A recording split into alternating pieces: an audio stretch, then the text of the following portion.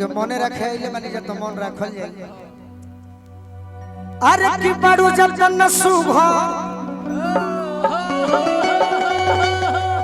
बैठले सुन लेवे के बाद हम तो मरते बने तू काहे मरब। बारू जब न सुभा अरे अभिले न घूमत कुआर रही अरे अभिले न घूमत कुआर रही तू ये विद्यापीठ के छात्र हो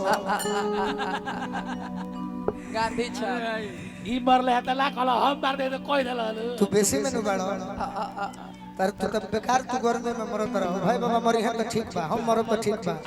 बैल के हारा आई बेमान के जोदबा त केने भागले तो कबो होटो परा में कबो होटो परा तारा बाकी ना आवे के चाहिए। और एक टोपरा बैलू खाओ तने से साबित होता कि तू कंतना भोजपुरी में लोभी आदमी बड़ा टीचर बड़े सरकारी अब गर्मी में मरल चलत है 50 से साबित हो गई। मेन बात ई बाकी ओने रह जाए तने मित्र लोग छूट जाए।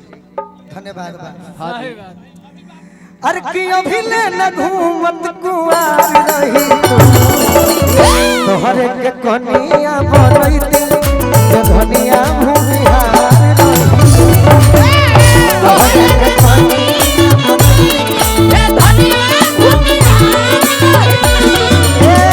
बारू जतन न सुभर बारू जतन न सुभर अभिले न घूमत कुआर रही तोहरे के कनिया बनैती जे धनिया भूमिहार रही तोहरे के धनिया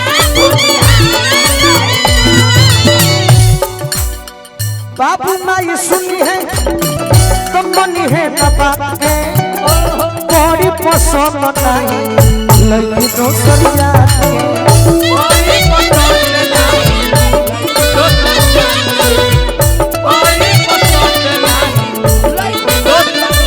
तो प्रियंका जी जौन कहले बनी उहे सपनावा पूरा कर दो बाकी छोड़ो। ना तो हमारे नाम के कोइले तुसर हो सिंगार नहीं ना तो हमारे नाम के कोइले तुसर हो सिंगार रही तोहरे के कनिया बनैती जे धनिया भूमिहार रही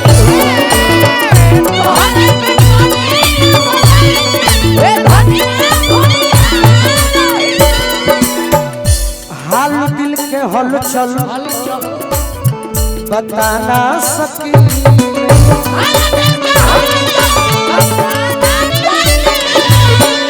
चाहिए के तोहके ये जुली चाहिए के तोहके अपना ना सकी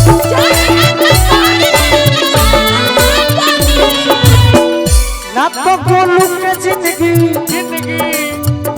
गोलू के जिंदगी जिए के तू ही आधार नहीं तोहरे के कनिया बनैती जे धनिया भूमिहार रही तोहरे के